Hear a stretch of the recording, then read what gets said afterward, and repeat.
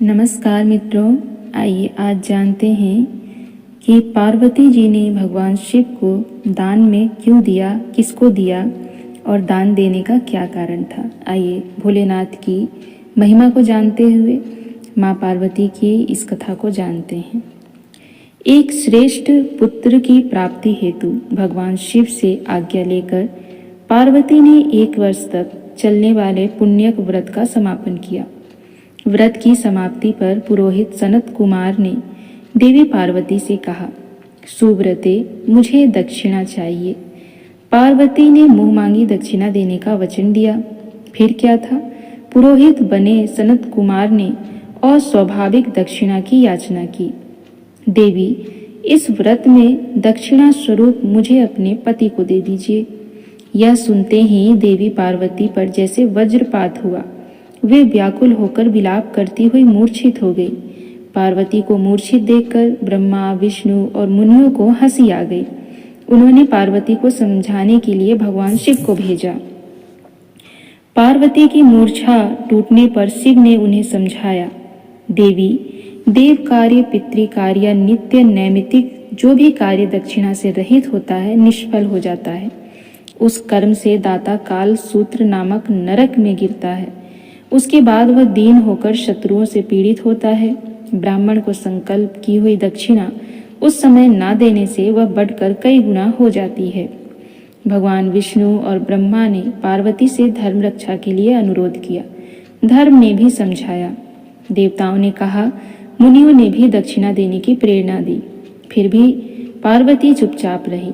तब सनत कुमार ने कहा, शिवे, या तो आप मुझे दक्षिणा में अपने पति को प्रदान कीजिए या अपने दीर्घकालीन कठोर तप का फल भी त्याग दीजिए। इस महान कर्म की दक्षिणा न मिलने पर मैं इस दुर्लभ कठोर व्रत का फल ही नहीं, आपके समस्त कर्मों का फल भी प्राप्त कर लूंगा। उद्विग्न होकर पार्वती ने कहा, पति से वंचित हो जाने वाले कर्म से क्या लाभ? दक्षिणा देने तथा धर्म और पुत्र की प्राप्ति से मेरा क्या हित होगा? पृथ्वी देवी की उपेक्षा कर वृक्ष की पूजा करने से क्या प्राप्त हो सकेगा? साध्वी स्त्रियों के लिए पति 100 पुत्रों के समान होता है। ऐसी स्थिति में यदि व्रत में अपने पति की ही दक्षिणा दे दी जाए तो पुत्र से क्या लाभ? यह सत्य है कि पुत्र पति का ही अंश होता है, लेकिन उसका एकमात्र मूल तो पति ही होता है। मूल धन के नष्ट होने पर समस्त व्यापार ही विनष्ट हो जाता है। उसी समय आकाश में देवताओं और ऋषियों ने एक रत्न निर्मित रथ देखा जो पार्षदों से घिरा था। उस रथ से श्री नारायण उतरकर देवताओं के सम्मुख उपस्थित हुए। उन श्री नारायण को ब्रह्मा, विष्णु और शिव ने रत्न सिंहासन पर बैठाकर उन्हें प्रणाम किया और हाथ जोड़कर गदगद कंठ से स्तुति की।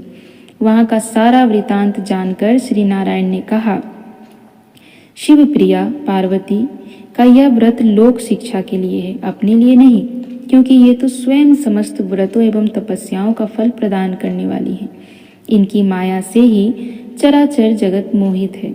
फिर उन्होंने पार्वती को संबोधित कर कहा, शिवे, इस समय तुम महादेव जो कि दक्षिणा में देकर अपना व्रत पूर्ण कर लो, फिर समुचित मूल्य देकर अपने जीवन धन को वापस ले लेना।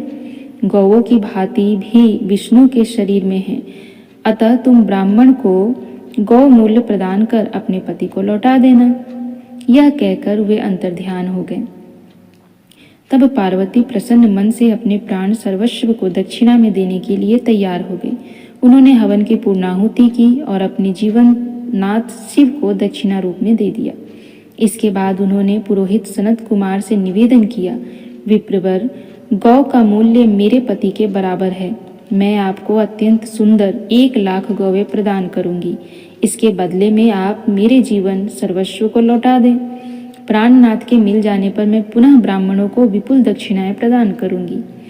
तब सनत कुमार ने पार्वती से कहा, देवी, मैं ब्राह्मण हूँ, मैं 1 लाख गौवें लेकर क्या करूंगा?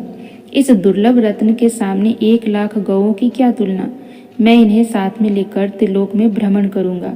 उस समय समस्त बालक इन्हें देखकर प्रसन्नता पूर्वक ताली बजा बजाकर अट्टहास करेंगे।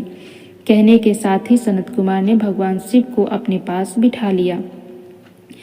यह सुनकर पार्वती जलहीन मछली की भांति छटपटाने लगी। उन्होंने मन ही मन सोचा, कैसा दुर्भाग्य है मेरा कि मुझे न तो अभिष्ट देव का ही दर्शन हुआ और न ही व्रत का फल प्राप्त हो सका। अधीर होकर वे अपने प्राण त्यागने के लिए प्रस्तुत हो गईं। अकस्मात उसी समय आकाश में तेज समूह प्रकट हुआ।